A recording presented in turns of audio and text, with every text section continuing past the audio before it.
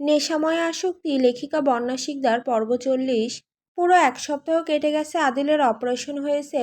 আজ এই পুরো সপ্তাহটাই সে হসপিটালে কাটিয়েছে। আজ তাকে হসপিটাল থেকে ডিসচার্জ দেওয়া হবে। সেই কারণেই অয়ন আর মাহি সকাল থেকে হসপিটালে আছে। আদিলকে বাসায় নিয়ে আসার প্রস্তুতি চলছে। অন্যদিকে আহিও আজ কোচিং করতে বের হয়েছে।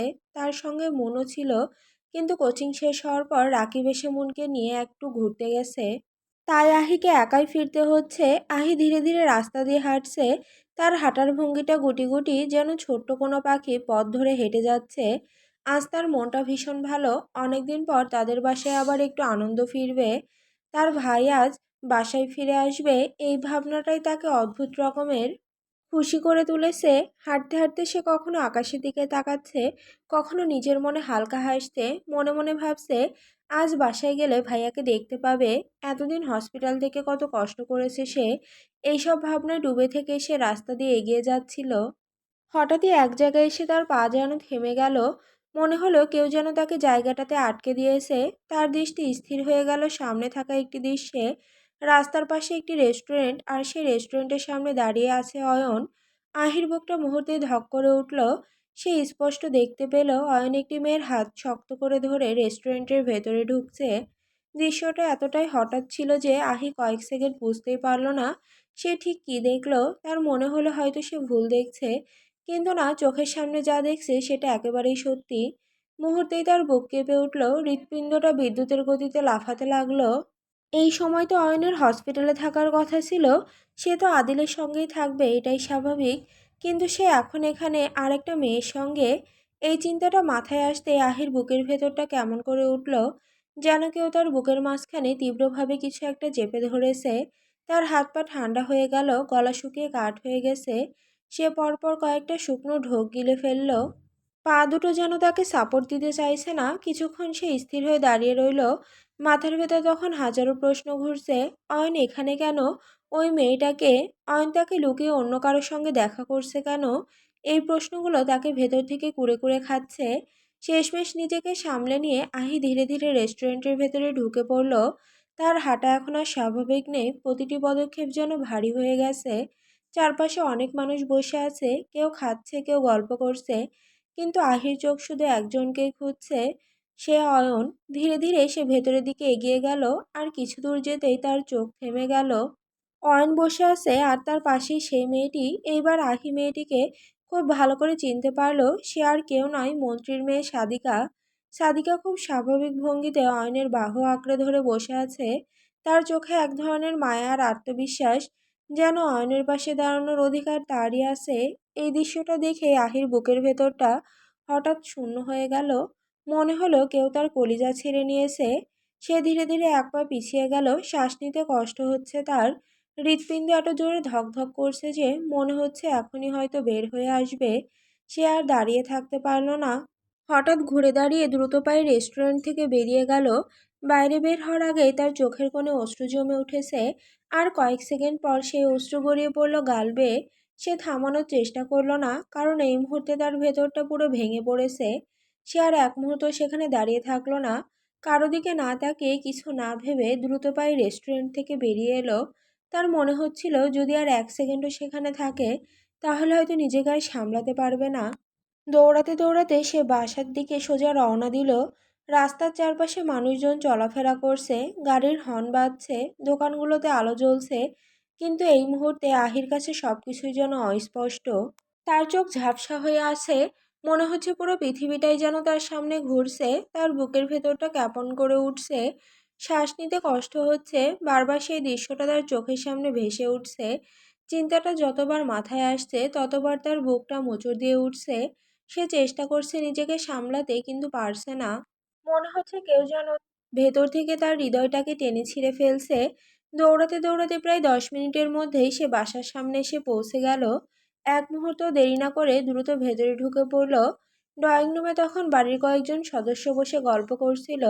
আহিকে হঠাৎ এভাবে ঢুকতে দেখে সবাই অবাক হয়ে গেল। প্রথমত আহি একা এসেছে, তার উপর কারো দিকে একবারের জন্য তাকালো না। মাথা নিচু করে দ্রুত সিঁড়ির দিকে এগিয়ে গেল সে। সিঁড়ি বেয়ে উপরে উঠতে শুরু করতে পেছন থেকে তার বাবা মহিবুল শেখ তাকে ডাক দিলেন। আম্মা তুমি একা এলে কেন? আর দৌড়াচ্ছ কেন? কিছু হয়েছে?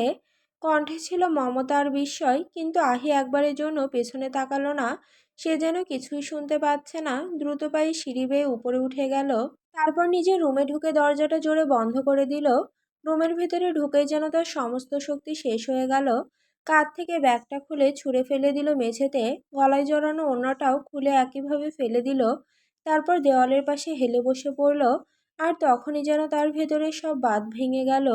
চোখ থেকে অঝরে অশ্রু ঝরতে শুরু করলো। সে দুই হাঁটুর ভেতর মুখ গুজে কাঁদতে লাগলো নিঃশব্দে। কিছুক্ষণ আগে আদিলকে হসপিটাল থেকে বাসায় আনা হয়েছে। সবার মুখে এখন একটু স্বস্তির ছাপ। এতদিনের দুশ্চিন্তার পর অবশেষে সে সুস্থ হয়ে ফিরেছে। এটাই যেন সবার জন্য বড় শান্তি। আদিলকে ধীরে ধীরে তার রুমে নিয়ে গিয়ে বিছানায় শুয়ে দেওয়া হয়েছে। মাহি তার পাশে বসে আছে আর বাড়ির সবাই একবার করে তাকে দেখে গেছে। সবকিছু একটু স্বাভাবিক হতেই অয়ন নিজের রুমের দিকে হাঁটা দিল। তার পা ধীরে ধীরে এগোচ্ছে, কিন্তু মনটা যেন অন্য কোথাও আটকে আছে। আজ সারাটা দিনই আহির সঙ্গে তার দেখা হয়নি। সকালে হসপিটালে যাওয়ার পর থেকে একটানা ব্যস্ত ছিল।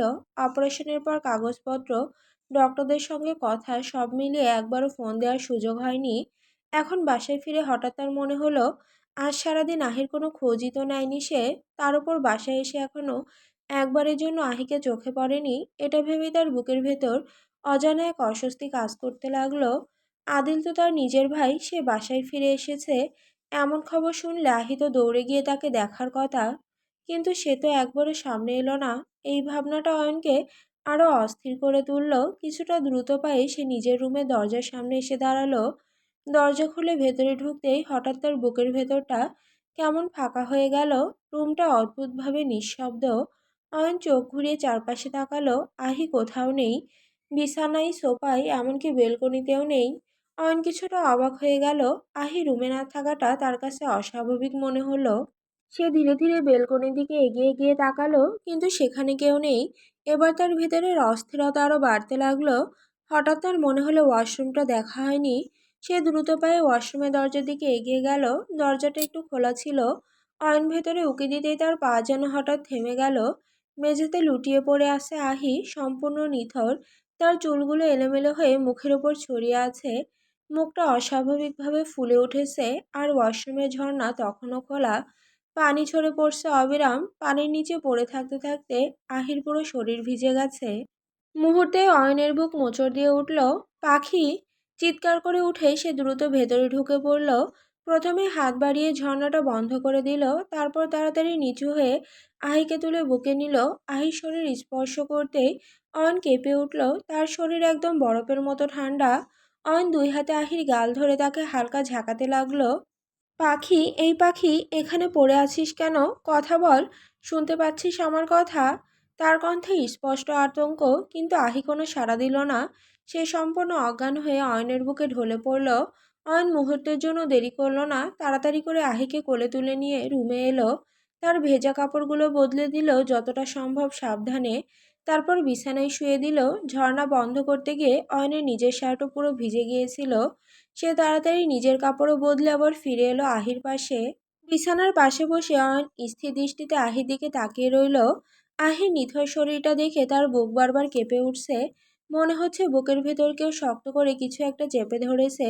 সে বুঝতে পারছে না হঠাৎ করে আহি কেন অজ্ঞান হয়ে গেল, কি এমন ঘটেছে। কিন্তু আহির মুখের দিকে তাকিয়ে অয়ন বুঝতে পারল কিছু একটা হয়েছে। তার চোখের কোণ ফুলে আছে। মনে হচ্ছে অনেকক্ষণ কেঁদেছে সে। এই দৃশ্যটা দেখে অয়নের বুকের ভেতর অদ্ভুত যন্ত্রণা অনুভূত হলো। সে ধীরে ধীরে হাত বাড়িয়ে আহির ভেজা চুলগুলো সরিয়ে দিল। মনে মনে শুধু একটাই প্রশ্ন ঘুরছে, তার পাখিটার সাথে এমন কি ঘটেছে যার জন্য সে এতটা ভেঙে পড়েছে। কিছুক্ষণ আগেও আহির শরীরটা ছিল একেবারে বরফের মতো ঠান্ডা, কিন্তু এখন যেন উল্টো চিত্র। তার শরীর জ্বরে পুড়ছে। মাথাটা প্রচণ্ড গরম হয়ে উঠেছে। জ্বরের তাপে তার শরীর বারবার কেঁপে উঠছে। বিছানায় শুয়ে থাকা আহি অস্ফুটভাবে কাঁপছে, যেন ভেতর থেকে অস্থির হয়ে উঠছে। অয়ন তার পাশে বসে আছে আর উদ্বিগ্ন চোখে তার দিকে তাকিয়ে রয়েছে। হঠাৎ আহি দুহাত বাড়িয়ে অয়নের শার্টটা শক্ত করে খামচে ধরল। সে ভয়ে আরো গুটিয়ে যাচ্ছে। অয়ন একটু চমকে উঠল।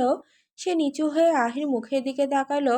আহির জ্ঞান কিছুটা ফিরেছে বোধ হয়, কিন্তু সে এখনো পুরোপুরি সচেতন না।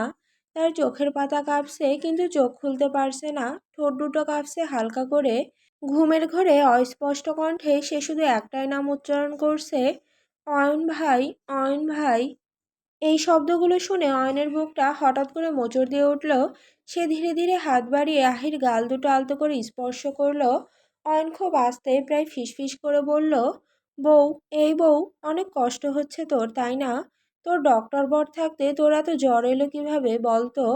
কথাগুলো বলার সময় অয়নের চোখে স্পষ্ট উদ্বেগ, কিন্তু আহি আর কিছু বলতে পারল না। সে শুধু অয়নের শার্টটা আরো শক্ত করে ধরে রইল। অয়ন বুঝতে পারল এখন কথা বাড়িয়ে লাভ নেই, প্রথমে তাকে সুস্থ করতে হবে। সে ধীরে ধীরে আহির হাতের তালু নিজের হাতে নিয়ে মালিশ করতে লাগলো। তারপর পায়ের তালুতেও আলতো করে মালিশ করতে শুরু করলো।